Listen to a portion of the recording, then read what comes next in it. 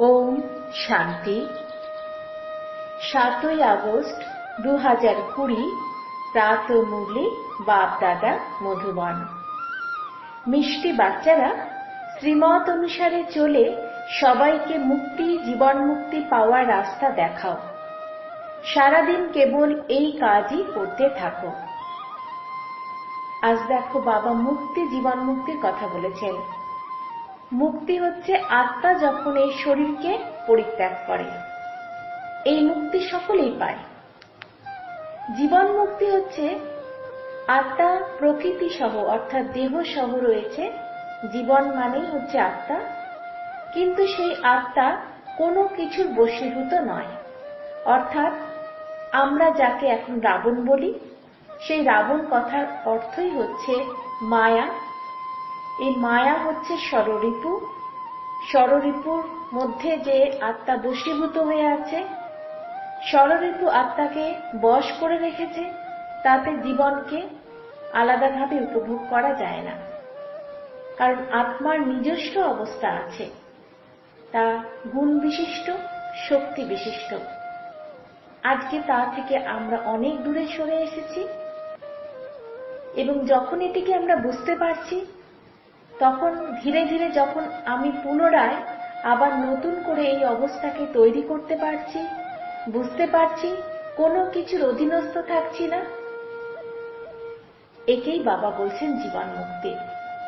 সেই জীবন মুক্তি সেই আত্মাই পাবে যে আত্মা এখন শিব বাবার শ্রীমতকে জানবে, বুঝবে, শিব বাবাকে বুঝবে, বাবা এবং তার বর্ষার অধিকারী হবে।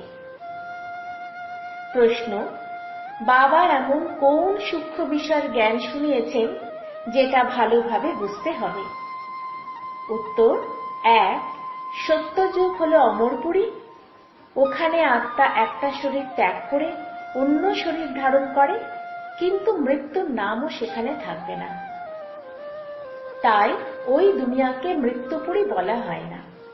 মৃত্যু কথাটা এই বিকারের সঙ্গে কিন্তু যুক্ত।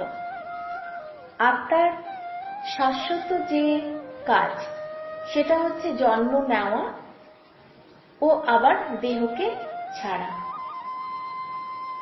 কিন্তু আত্মা যখন বিকারের বশীভূত হয়, তখন সে দেহে থাকতেও কিন্তু মৃত থাকে। মৃত্যু কথাটা এটার সঙ্গে তুলনা করা হয়। 2.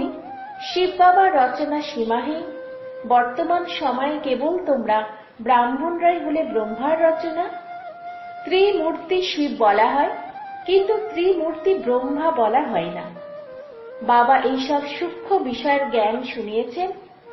এইসব বিষয়ের উপরে চিন্তন করে নিজেকেই বুদ্ধির জন্য খাদ্য প্রস্তুত করতে হবে। বাবা শ্রীমত শুনলে তবে না আমরা এই জায়গাকে বুঝতে পারবো। কারণ বাবা আত্মার 3 শক্তির কথা আগেই বলে দেন। 1 হচ্ছে মন, 2 বুদ্ধি, 3 হচ্ছে সংস্কার। কিন্তু যেহেতু এই শ্রীমতকে আমরা সঙ্গমে জানি এবং জন্ম জন্ম চলতে চলতে চলতে শ্রীমতের সঙ্গে আমরা একেবারে দূরে সরে যাই, তার ফলে আমাদের মধ্যে আর কোনো এই আত্মিক খাবার তৈরি থাকে না। এবং কল্পের সঙ্গমে যখন এই কল্পের পরিবর্তনের সময় হয়, তখনই আবার আমরা এই শ্রীমতকে বুঝতে পারি এবং আত্মা তখন আবার পুনরায় এই খাদ্য প্রস্তুত করতে শুরু করে তার নিজের জন্য, নিজেকে শক্তিশালী করার জন্য। ওম শান্তি। ত্রিমূর্তি শিব ভগবানও বাচক, কিন্তু দুনিয়ার মানুষ ত্রিমূর্তি ব্রহ্মা বলে দেয়। বাবা বলছেন ত্রিমূর্তি শিব ভগবানও বাচক। ত্রিমূর্তি ব্রহ্মা ভগবানও বাচক তো বলে না। তোমরাও ত্রিমূর্তি শিব ভগবানও বাচক বলতে পারো। ওরা শিব শঙ্করকে মিলিয়ে দিয়েছে। অর্থাৎ ভক্তি মার্গে যখন আমরা চলতাম, তখন শিবকে আর শঙ্করকে বিন্দুমাত্র আমাদের কোনো ধারণাই ছিল না। এখন এই বিষয়টা একেবারে স্পষ্ট। ত্রিমূর্তি ব্রহ্মার পরিবর্তে ত্রিমূর্তি শিব ভগবানুবাচ বলতে হবে। দুনিয়ার মানুষ বলে যে শঙ্কর চোখ খুলেই বিনাশ হয়ে যায়, কিন্তু এগুলি বুদ্ধি দিয়ে বুঝতে হবে। শঙ্করের চোখ খোলার অর্থ হচ্ছে তার 3য় নয়ন জাগ্রত হয়েছে। এবং পুরনো যে ধ্যান ধারণা ছিল, যেগুলোকে নিয়ে আমরা চলতাম, সেগুলির বিনাশ হয়েছে, অর্থাৎ তপস্যার মুক্তি, এবং নতুনভাবে বাবা শ্রীমতকে জানা এবং নিজেকে পরিচালিত করা, এটাই হচ্ছে তপস্যা। তিনজনের ভূমিকাই প্রধান। ব্রহ্মা এবং বিষ্ণুর তো 84 জন্মের অনেক বড় ভূমিকা আছে। বিষ্ণু এবং প্রজাপিতা ব্রহ্মার অর্থ তোমরা বুঝেছ। এখন তো আমরা মূল্যে শুনতে শুনতে বুঝতে পারি, যিনি ব্রহ্মা তিনিই বিষ্ণু হন, অর্থাৎ সঙ্গমে এই তৃতীয় নেত্র উন্মোচন হয়, অর্থাৎ রিয়েলাইজেশন হয় 1 সেকেন্ডে। এরপরে সেই নিজেকে প্রস্তুত করবার পর্ব চলতে থাকে। আর শঙ্করের ভূমিকা কিন্তু এই সঙ্গম যুগেই, কারণ শঙ্কর হচ্ছে আমাদের পুরনো স্বভাব সংস্কারে বিনাশ করে। বাকি অন্য সময় কিন্তু শঙ্করের আর কোনো ভূমিকা থাকে না। ব্রহ্মার জন্য গায়ন আছে আদম বা আদিদেব। কেন আদিদেব? কারণ ব্রহ্মা শিব বাবা শ্রীমত অনুসারে নিজেকে দেবতা হিসেবে নতুনভাবে গড়েন। এই দেবতা আর কিছুই নয়, যার মধ্যে দিব্য গুণ আছে, এই ডিভাইন কোয়ালিটি আছে, সেই মানুষই দেবতা হয়। কিভাবে এই দিব্যগুণ আসে? এই দিব্যগুণ আসে বাবা শ্রীমত অনুসারে। প্রজাপিতারও মন্দিরও আছে। এটা হলো বিষ্ণুর অথবা কৃষ্ণের অন্তিম 84তম জন্ম। এই জন্মে নাম রাখা হয়েছে ব্রহ্মা, অর্থাৎ শিব বাবাই কিন্তু এই নামকরণ করেন। প্রমাণ করে দেখাতে হবে ব্রহ্মা থেকেই বিষ্ণু। ব্রহ্মা হলেন শিব বাবার দত্তক নেওয়া সন্তান। ব্রহ্মা হচ্ছে শিব বাবা ব্রহ্মা বাবাকে দত্তক নেন। এরা দুজনে হলেন শিব বাবার সন্তান। প্রকৃতপক্ষে সন্তান তো একজনই, আসলে ব্রহ্মাই হলো শিব বাবার সন্তান। বিষ্ণু তো লালন পালনের প্রতীক মাত্র। একই আত্মা নিজেকে যখন শিব বাবার শ্রীমত অনুসারে পুরোপুরি গড়ে পিঠে নেয়। বাবা এবং ঠাকুরদাদা, এখানে বিষ্ণুর নাম আসে না। প্রজাপিতা ব্রহ্মার দ্বারা শিব বাবা স্থাপন করছেন। কিসে স্থাপন করছেন? সত্য দুনিয়া। বিষ্ণুর দ্বারা তো স্থাপন করছেন না। শিব বাবার যেমন সন্তান রয়েছে, সেরকম ব্রহ্মা বাবারও সন্তান রয়েছে, কিন্তু বিষ্ণুর ক্ষেত্রে সন্তান বলা যাবে না। ব্রহ্মারই যারা সন্তান হয় তারাই কিন্তু ব্রাহ্মণ হয়। লক্ষ্মী নারায়ণের তো এত সন্তান হওয়া সম্ভব নয়। এগুলি হচ্ছে বুদ্ধির খাদ্য। এই বুদ্ধির খাদ্য আমরা এখন সকলেই জেনে গেছি, তাই না? নিজেকে খাবার বানাতে হবে। সব থেকে বেশি ভূমিকা আছে বিষ্ণুর। তাই 84 জন্মের বিরাট রূপ বিষ্ণুর ক্ষেত্রেই দেখানো হয়, ব্রহ্মার নয়। বিষ্ণুর ক্ষেত্রে দেখানো হয়েছিল যখন আমরা জানতাম না, তখন বিষ্ণুর অনেকগুলো রূপ দেখানো হয়েছিল। এই রূপকেই বলা হয় বিষ্ণুর বিরাট রূপ। কিন্তু বাবা এখন আমাদেরকে বুঝিয়েছেন আমাদের এই দেহের যে অবয়ব এবং মাথার, বাবা বলেন টিকিট, হিন্দিতে যাকে বলে চটি, এই টিকিট থেকে একেবারে পা পর্যন্ত এক একটি ধাপ, সেটাই হচ্ছে আমাদের বিরাট রূপ। এই চটি হচ্ছে ব্রাহ্মণের মুখ্য নিশানা। তারপরে হচ্ছে এই মুখমণ্ডল, যা দেবতার প্রতীক। তারপরে হচ্ছে বাহু, যা হচ্ছে আমাদের ক্ষত্রিয়ের প্রতীক। তারপরেই হচ্ছে আমাদের পেট, যা হচ্ছে বৈশ্যের প্রতীক, এবং নিচে অংশ যা হচ্ছে পা, সেটা হচ্ছে শূদ্রের প্রতীক। এই দেহের যে এত বড় এই প্রতীককে বিরাট রূপ বাবা বলেছেন। তবে বিরাট রূপের চিত্র বিষ্ণুর ক্ষেত্রে দেখানো হলেও আগে ব্রহ্মার নাম উচ্চারণ করা হয়। ব্রহ্মার খুব অল্প সময়ের ভূমিকা আছে, তাই বিরাট রূপের চিত্রতে বিষ্ণুকে দেখানো হয়। বিষ্ণুর 4টে হাত দেখানো হয়।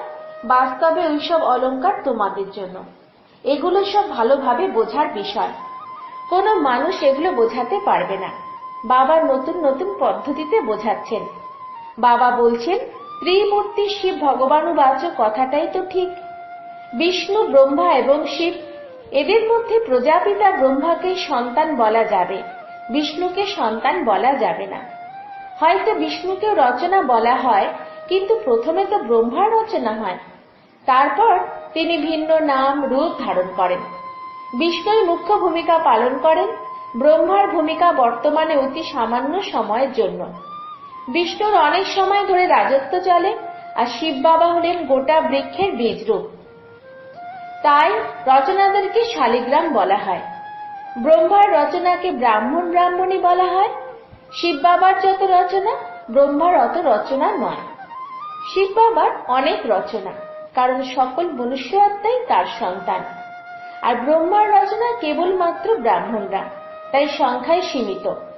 শিব বাবার রচনা অসীম, সকল আত্মা। তিনি অসীম জগতের আত্মাদের কল্যাণ করেন, ব্রহ্মার দ্বারা স্বর্গের স্থাপনা করেন। তোমরা ব্রাহ্মণরাই স্বর্গবাসী হও, এছাড়া আর কাউকে স্বর্গবাসী বলা যাবে না। কারণ স্বর্গবাসী হওয়ার জন্য যে ধারণাতে আসতে হয়, যে বোধ থাকার দরকার, সেই বোধ না থাকলে কিন্তু কেউ সত্য দুনিয়াবাসী হতে পারে না। তবে সকলেই নির্বাণ ধাম অথবা শান্তিধামের নিবাসী, বাবা একেই মুক্তি বলেছেন। আর স্বর্গবাসী যাকে বাবা বলেছেন, তারাই কিন্তু জীবন মুক্তির। আমরা আত্মা। সব থেকে শ্রেষ্ঠ সেবা তো শিব বাবা করেন, সকল আত্মাকে নিয়ে যান। সকলের ভূমিকা আলাদা আলাদা। শিব বাবা বলছেন, আমার ভূমিকা একেবারে আলাদা। সকলের হিসাব সমাপ্ত করে তোমাদেরকে পবিত্র বানিয়ে নিয়ে যায়। তোমরা এখন এখানে পবিত্র হওয়ার জন্য পুরুষার্থ করছো, অন্যরা সবাই বিনাশের সময় হিসাব মিটিয়ে ফেরত যাবে। আমাদের পুরুষার্থ তাহলে কিসের উপরে ভিত্তি করে? আমাদের পুরুষার্থ আমাদের হিসাব কিতাব, অর্থাৎ 63 জন্মে যে বিকারের আমরা বশীভূত হই, সেই বিকারকে সম্পূর্ণভাবে আমরা সোহা করি, পরিত্যাগ করি, এবং নতুন করে আমরা কর্ম তৈরি করি সত্য দুনিয়াতে যাবার জন্য। সৃষ্টিচক্র আবর্তিত তো হবে। তোমরা বাচ্চারা ব্রহ্মার দ্বারা ব্রাহ্মণ হও এবং তারপর দেবতা হয়ে যাও। তাহলে দেবতা হওয়ার প্রথম ধাপ হচ্ছে কিন্তু ব্রাহ্মণ হওয়া। ব্রাহ্মণ কথার অর্থই হচ্ছে ব্রহ্ম জ্ঞানের সম্পূর্ণ আত্মা। এবং ব্রহ্মজ্ঞান যারা নেয়, যারা বুঝতে পারে, তাদের বোধ একদমই অসাধারণ তৈরি হয়ে যায়। তোমরা ব্রাহ্মণরা শ্রীমত অনুসারে সেবা করছো, দুনিয়ার মানুষকে রাস্তা দেখাচ্ছ মুক্তি এবং জীবন মুক্তি পেতে চাইলে এইভাবে পেতে পারো। দুটো চাবি হাতে আছে। তোমরা এটাও জানো যে কারা মুক্তি লাভ করবে আর কারা জীবন মুক্তি পাবে। সারাদিন তোমাদের এই একটাই কাজ। কেউ যদি সবজি বিক্রি করে, তাহলে তার বুদ্ধিতে সারাদিন সেটাই থাকে। তোমাদের কাজ হলো এই রচনার আদি, মধ্য এবং অন্তিম কালকে জানা এবং অন্যকে মুক্তি, জীবন মুক্তির রাস্তা দেখানো। যারা এই ধর্মের হবে, অর্থাৎ যারা এই ধারণাকে নেবে, তারা অবশ্যই বেরিয়ে আসবে। এমন অনেক ধর্ম আছে যারা তাদের নিজের ধর্ম পরিবর্তন করে না। প্রাথমিকভাবে হয়তো মেনে নেবে, কিন্তু এমন নয় যে তাদের চেহারাই পাল্টে যাবে। কেবল ধর্মটাকে মেনে নেবে। অনেকে এইরকম বৌদ্ধ ধর্মকে মেনে চলে, কারণ দেবী দেবতা ধর্ম এখন লুপ্ত। এমন একজন ব্যক্তিও নেই যে নিজেকে দেবী দেবতা ধর্মের বলবে। দেবী দেবতা ধর্ম হচ্ছে ধারণা, নতুন ধারণা, যা শিব বাবা এসে পুনরায় এই কল্পের পরিবর্তনের আগে যারা এই ধর্মকে নেবে তারাই বুঝতে পারে। তো এই ধারণার মধ্যে যারা আসবে, তাদের ধারণাই হবে বোধযুক্ত, পবিত্রতার ধারণা থাকবে, তাদের সুখ শান্তির ধারণা থাকবে, প্রেমের ধারণা, শক্তির ধারণা, অষ্টশক্তির ধারণা। এই সমস্ত গুণ শক্তির ধারণা নিয়েই কিন্তু দেবী দেবতা তৈরি হয়। কেবল দেবতাদের ছবিগুলোই কাজে আসবে। আত্মা তো অবিনাশী, কখনো মৃত্যু হয় না। একটা শরীর ত্যাগ করে অন্য শরীর নিয়ে ভূমিকা পালন করে। ওই দুনিয়াটাকে মৃত্যুপুরী বলা হয় না, ওটা হলো অমরপুরী, অর্থাৎ ধারণাযুক্ত দুনিয়া। সেই জন্যই অমরপুরী বলা হয়। কেবল শরীর পরিবর্তন করে। এই সূক্ষ্ম বিষয়গুলো ভালোভাবে বুঝতে হবে। বাবার বিষয় তো অত্যন্ত সূক্ষ্ম। বাবা তো এসে আমাদের সূক্ষ্ম বোধকে জাগ্রত করেন, যে সূক্ষ্ম বোধ আমরা কালের চক্রে হারিয়ে ফেলি। এগুলো কোনো স্থূল বিষয় নয়। বিয়ের সময় কাউকে অল্প কিছু দেওয়া হয়, আবার কাউকে অনেক কিছু দেওয়া হয়। কেউ সবাইকে দেখিয়ে উপহার দেয়, আবার কেউ বন্ধ বাক্সের মধ্যে দেয়। কত রকমের মানুষ আছে। তোমরা অনেক উত্তরাধিকার লাভ করো, কারণ তোমরা হলে কনে, বাবা হলেন বর। তোমাদের মতো বাচ্চাদেরকে সাজিয়ে তিনি অসীম বিশ্বের রাজত্ব দিয়ে দেন। তোমরাই বিশ্বের মালিক হও। মুখ্য বিষয় হলো স্মরণ। জ্ঞান তো খুবই সহজ। স্মরণের ক্ষেত্রে কেবল বাবাকে স্মরণ করতে হয়, কিন্তু দেখা যায় যে স্মরণ করতেই ভুলে যায়। অনেকেই বলে বাবা স্মরণ করতে ভুলে যায়। তোমরা যখন কাউকে বোঝাবে সর্বদা স্মরণ শব্দটা ব্যবহার করো, যোগ শব্দটা ঠিক নয়। স্টুডেন্টদের কথা তো টিচারের মনে থাকে।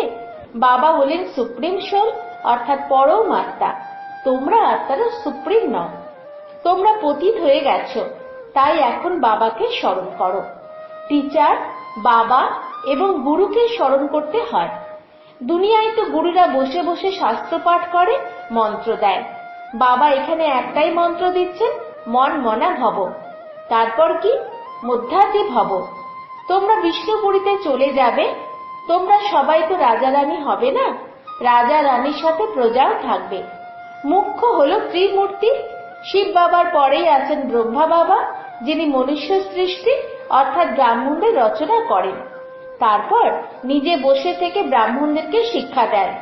এগুলো সব নতুন কথা। তোমরা ব্রাহ্মণ ব্রাহ্মণীরা হলে পরস্পরের ভাই বোন। বৃদ্ধ ব্যক্তিও বলবে আমরা ভাই বোন। এই বিষয়টা আন্তরিকভাবে বুঝতে হবে। সবাইকে অযথা বলে বেড়ানো উচিত নয়। স্বয়ং ভগবান প্রজাপিতা ব্রহ্মার দ্বারা রচনা করেছেন। প্রজাপতি কিন্তু নয় কথাটা। আগে আমরা প্রজাপতি বলতাম, এখন কি বলি? প্রজাপিতা, অর্থাৎ প্রজাকে যিনি রচনা করেছেন তাকে পিতা বলা হয়। সুতরাং প্রজাপিতা ব্রহ্মার সন্তান হওয়ার জন্য পরস্পরের ভাই বোন হয়ে গেলাম, এটাই বোঝার বিষয়। বাচ্চারা, তোমাদের তো খুবই খুশি হতে হবে। আমাদেরকে কে পড়াচ্ছেন? শিব বাবা, ত্রিমূর্তি শিব। ব্রহ্মার ভূমিকা খুবই অল্প সময়ের জন্য। বিষ্ণুর তো সত্যযুগের রাজধানীতে 8 জন্ম ধরে ভূমিকা থাকবে। শ্রীকৃষ্ণেরও 8 জন্ম, যেটা বাল্যকাল, এবং বিষ্ণুরও 8 জন্ম। ব্রহ্মার ভূমিকা কেবল একটা জন্মের জন্য। ব্রহ্মার ভূমিকা খালি সঙ্গম যুগের জন্য। বাবা বলছেন বিষ্ণুর ভূমিকা অনেক বড়, ত্রিমূর্তি শিব বাবার ভূমিকা মুখ্য। তারপর আছে ব্রহ্মার ভূমিকা, যিনি তোমাদের মতো বাচ্চাদেরকে বিষ্ণুপুরীর মালিক বানাচ্ছেন। ব্রহ্মার দ্বারা ব্রাহ্মণ রচনা হয়, তারপর ব্রাহ্মণ থেকে দেবতা হয়। তাই ইনি হলেন অলৌকিক পিতা। অর্থাৎ লৌকিক পিতা যেমন আমাদের জন্মদান শরীরের হিসেবে, এই অলৌকিক পিতা আমাদের নতুন ভাবে দিব্য জন্ম দিয়েছেন। অর্থাৎ আমরা যাতে ডিভাইন দিব্য গুণগুলোকে ধারণ করতে পারি, সেই জন্য আমাদের এই নতুন জন্ম। বর্তমান সময় খুব অল্প সময়ের জন্য ইনি পিতা থাকেন। আদি দেব বা আদম এবং বিবি, এনাদের ছাড়া সৃষ্টি কিভাবে রচিত হবে? এনারা হলেন আদিদেব এবং আদি দেবী। কেবল এই সঙ্গম যুগেই ব্রহ্মার ভূমিকা রয়েছে। দেবতাদের ভূমিকা অনেক সময় ধরে থাকে, তবে কেবল সত্য যুগেই দেবতাদের ভূমিকা থাকে। ত্রেতা যুগে তাদেরকে ক্ষত্রিয় বলা হয়, অর্থাৎ দিব্য গুণের একটু অংশ হ্রাস পায়। এখানে এইরকম খুব সূক্ষ্ম সূক্ষ্ম পয়েন্ট শুনতে পাওয়া যায়। সবকিছু তো একসঙ্গে বর্ণনা করা সম্ভব নয়। দুনিয়ার মানুষ ত্রিমূর্তি ব্রহ্মা বলে দেয়, শিব বাবাকে সরিয়ে দিয়েছে, কিন্তু আমরা ত্রিমূর্তি শিব বলি। এইসব ছবি তো ভক্তি মার্গের। ব্রহ্মার দ্বারা প্রজাদের রচনা হয়, তারপর তোমরা দেবতা হয়ে যাও। বিনাশের সময় প্রাকৃতিক বিপর্যয় আসবে, বিনাশ তো হবে। কলিযুগের পরে আবার সত্যযুগ আসবে। এত শরীরের বিনাশ তো অবশ্যই হবে। সবকিছু প্র্যাকটিক্যালি হবে। কেবল চোখ খুললে কি এসব হওয়া সম্ভব? অর্থাৎ বাবা এখানে শঙ্করের কথা বলেছেন। যখন স্বর্গ হারিয়ে যায় তখনও ভূমিকম্প ইত্যাদি হবে। তাহলে কি সেই সময় শঙ্কর এরকম চোখ খুলবে? শঙ্করের তো সেখানে কোনো অস্তিত্বই থাকবে না। শঙ্করও কিন্তু এই সঙ্গম যুগেরই প্রতীক, বিনাশের প্রতীক। অর্থাৎ আমাদের পূর্ব ধ্যান ধারণা বিনাশের প্রতীক, পুরনো স্বভাব সংস্কার বিনাশের প্রতীক। গায়ন আছে, দ্বারকা অথবা লঙ্কা জলের নিচে চলে গেছে। বাবা এখন বোঝাচ্ছেন, আমি পাথরের মতো বুদ্ধিকে পরশম বানানোর জন্য এসেছি। মানুষ চিৎকার করে ডাকছে, হে পথিত পাবন, তুমি এসো, এসে দুনিয়াকে পবিত্র করে দাও। তো বাবা কিভাবে পবিত্র করেন? বাবা তো শরীরকে পবিত্র করেন না, কারণ বাবা তো পরমাত্মা। পরমাত্মা আত্মাকে পবিত্র করেন, অর্থাৎ আত্মার মন বুদ্ধি সংস্কারের সম্পূর্ণভাবে বাবা নতুন করে আমাদেরকে গড়ে দেন। কিন্তু মানুষ এটা বোঝে না। এখন কলিযুগ চলছে এবং এরপর সত্যযুগ আসবে। মানুষ তো সবাই বাবার শ্রীমত নিচ্ছে না। তাহলে সেই মানুষ কি করে বুঝবে? এবং যারা জানে না তারা তো নিজেদের সবকিছু যেটা জেনে এসেছে সেটাকেই সত্য বলে মেনে নেবে, এবং তাদের কাছে সত্যি করেই ভগবানের কোনো অস্তিত্ব নেই। তারা তো দেবী দেবতাকে জানে, অথবা গুরুকে জানে, অথবা প্রকৃতিকে জানে ভগবান বলে। তো বাবা বলছেন, বাচ্চারা, তোমাদের খুশিতে নৃত্য করা উচিত। ব্যারিস্টাররা যখন পরীক্ষায় পাশ করে তখন তারা ভাবে যে এরপর আমি অনেক উপার্জন করব, তারপর বাড়ি বানাবো, আরো কত কিছু। তোমরা এখন সত্যিকারের উপার্জন করছো, স্বর্গে তোমরা সবকিছু নতুন পাবে। ভেবে দেখো, সোমনাথ মন্দিরে কত কিছু ছিল। এইরকম কেবল একটা মন্দির তো থাকবে না। ওই মন্দির স্থাপনের পর 2500 বছর হয়ে গেছে, বানানোর জন্য সময় লেগেছে, তারপর নিশ্চয়ই পূজাও হয়েছে, তারপরে সেই মন্দির এসে লুট করে নিয়ে গেছে। সঙ্গে সঙ্গে তো লুট করতে আসবে না। এইরকম অনেক মন্দির ছিল, পূজা করার জন্য মন্দির বানানো হতো। তোমরা এখন জানো আমরা বাবাকে স্মরণ করতে করতে স্বর্ণ যুগে চলে যাব। এটা হচ্ছে সঙ্গম যুগ, হিরেতুল্য জীবন। কারণ হিরেতুল্য জীবনে আমরা আমাদের সমস্ত কিছু পরিবর্তনকে বুঝতে পারি। আর স্বর্ণযুগে আমাদের বোঝার কোনো ব্যাপার নেই। ওখানে এই সঙ্গম যুগে যখন আমরা নিজেকে হিরেতুল্য জীবন করি, সেই পুরুষার্থের দ্বারাই আমরা প্রালব্ধ পাই। তো সেখানে হীরের যে গুণটা, কোয়ালিটিটা অনেক কমে যায়। সেই জন্য বাবা ওটাকে স্বর্ণযুগ বলেন। আত্মা পবিত্র হয়ে যাবে, পরিশ্রম তো করতেই হবে, পরিশ্রম না করলে চলবে না। 1 সেকেন্ডের জীবন মুক্তির গায়ন রয়েছে।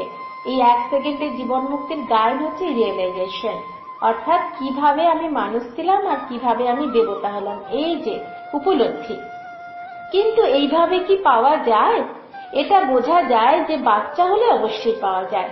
কিভাবে বাচ্চা হলে? বাবা এখানে শিব বাবাকে বলেছেন যে বাবার বাচ্চা যখন আমরা হই, যখন আমরা পরমাত্মাকে জানতে পারি, তখনই এই রিয়েলাইজেশন হওয়া সম্ভব। কারণ শ্রীমত ছাড়া তো এইসব কথা আমরা কোথাও পেতে পারি না, কোনো শাস্ত্রে আজ পর্যন্ত কেউ পায়নি। তো বাবা বলছেন, তোমরা এখন মুক্তিধামে যাওয়ার জন্য পুরুষার্থ করছো। পুরুষার্থ কি? বিকারের পরিত্যাগ এবং বাবার বর্ষার অধিকারী হওয়া। বাবাকে স্মরণ করতে হয়। তাহলে বাবার বর্ষা, একেই তো আমাদের এখন স্মরণ করা, তবেই না আমরা বিন্দুতে স্থির হতে পারবো। দিনে দিনে বাবা তোমাদের মতো বাচ্চাদের বুদ্ধিকে পরিশ্রুত করছেন, বাবা রিফাইন করে দিচ্ছেন। বাবা কিভাবে রিফাইন করছেন? কারণ জ্ঞানের দ্বারাই বাচ্চাদের সদ্গতি হয়। এই বুদ্ধিকে বাড়ানো, বোধকে বাড়ানো, এটাই তো বুদ্ধি। বাবা এইভাবে কিন্তু পরিশ্রুত করছেন। বাবা বলছেন, আমি তোমাদেরকে খুব গুচ্ছ বিষয়ের জ্ঞান শোনাই। বাবা এতটাই আমাদের গভীর জ্ঞান শোনান যে সাধারণ দুনিয়ার থেকে একেবারেই অমূল্য সেই জ্ঞান, যার দ্বারা মনুষ্যত্বের বিবেক বোধ তৈরি হয়। সেই জন্যই বাবা এই কথা বলছেন। আগে এইরকম বলিনি যে আত্মাও বিন্দু, পরমাত্মাও বিন্দু। যখন ব্রহ্মা বাবার মাধ্যম দিয়ে শিব বাবা তার কথা বলতে শুরু করেছিলেন 1937 সাল থেকে, তখন এত সূক্ষ্ম জিনিস কিন্তু বোঝাননি বাবা।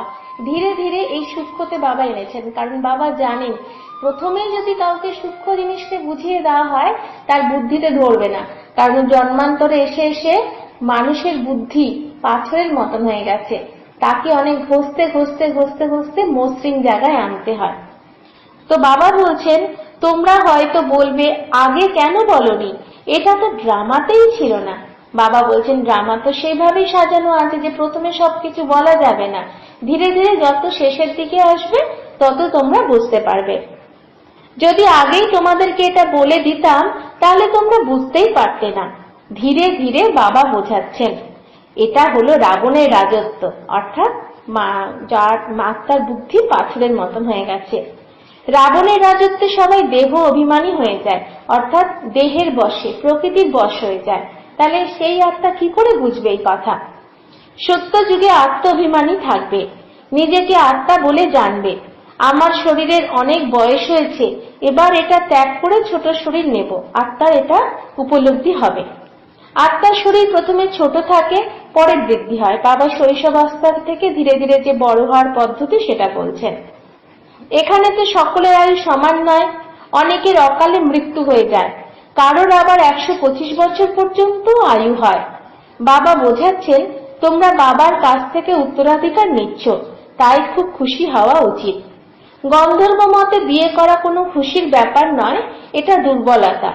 কোনো কুমারী যদি বলে আমি পবিত্র থাকতে চাই, তাহলে কি কেউ তাকে মেরে ফেলবে? কিন্তু জ্ঞান কম থাকার জন্য ভয় পেয়ে যায়। বাবা বলছেন সেই জন্য গন্ধর্ব বিবাহ করে, অর্থাৎ পবিত্রতাকে ধারণ করে এবং বিয়েও করে। একজন ছোট কুমারীকেও যদি কেউ আঘাত করে রক্ত বের করে দেয়, তাহলে পুলিশের কাছে অভিযোগ করলে তাকে শাস্তি পেতে হবে। কোনো জন্তু জানোয়ারকেও যদি কেউ মারে, তাহলে সেটার জন্য মামলা হয়, শাস্তি পেতে হয়। তাই বাচ্চারা তোমাদেরকেও কেউ মারতে পারবে না, কুমারদেরকেও কেউ মারতে পারবে না। ওরা নিজেরাই উপার্জন করতে পারবে, নিজের শরীর নির্বাহ করতে পারবে। পেট তো খুব বেশি খাবার খায় না। একজন মানুষের খাওয়ার জন্য 4-5 টাকা খরচ হয়, আবার একজনের 400-500 টাকারও প্রয়োজন হয়। অনেক টাকা থাকলে লোভ বেড়ে যাবে। গরিবের টাকা নেই, তাই লোভ নেই। ওরা শুকনো রুটিতেই খুশি। বাচ্চাদেরকে খুব বেশি খাওয়া দাওয়ার ঝামেলায় যাওয়া উচিত নয়, খাওয়ার বিষয়ে শৌখিন হওয়া উচিত নয়। তোমরা তো জানো যে ওখানে আমরা সবকিছুই পাবো। সীমাহীন রাজত্ব আর সীমাহীন সুখ পাওয়া যায়। ওখানে কোনো রোগ জ্বালা হবে না, সুস্বাস্থ্য, সমৃদ্ধি, সুখ সবকিছুই থাকবে। বার্ধক্য অবস্থাতেও ওখানে খুব সুন্দর থাকবে, খুশিতে থাকবে, কারণ ওখানে তো জীবন মুক্তি, আত্মা তো বিকারের অধীন নয়। কোনো রকম সমস্যা হবে না। প্রজারাও এইরকম হবে, কিন্তু তাই বলে এটা ভাবা উচিত নয় যে আচ্ছা তাহলে তো প্রজা হলেই চলবে।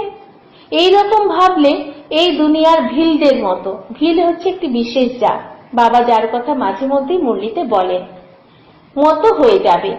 সূর্য বংশে লক্ষ্মীনারায়ণ হওয়ার জন্য সেই রকম পুরুষার্থও করতে হবে। আচ্ছা, মিষ্টি মিষ্টি হারানিধি বাচ্চাদের প্রতি মাতা পিতা বাপ দাদার স্মরণে স্নেহ সুমন আর সুপ্রভাত। আত্মাদের পিতা ওনার আত্মারূপী বাচ্চাদেরকে জানাচ্ছেন নমস্কার। ধারণার জন্য মুখ্য সার: 1. খুব বেশি খাওয়া দাওয়ার ঝামেলায় যাওয়া উচিত নয়। লোভ ত্যাগ করে সীমাহীন উত্তরাধিকারের সুখকে স্মরণ করতে হবে। 2. আমরা হলাম ব্রহ্মার নতুন রচনা, অর্থাৎ পরস্পরের ভাই বোন। এই বিষয়টা আন্তরিকভাবে বুঝতে হবে, কাউকে বলার প্রয়োজন নেই।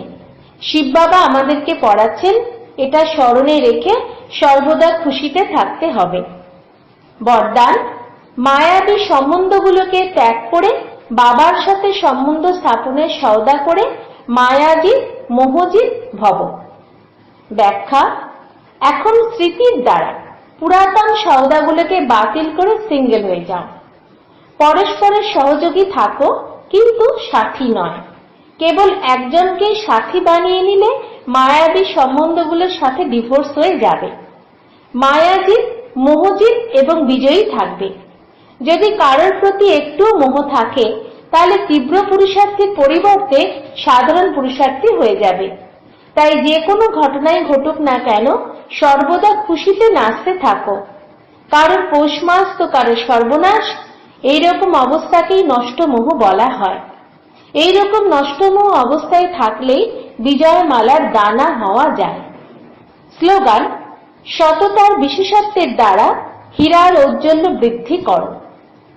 ওম শান্তি।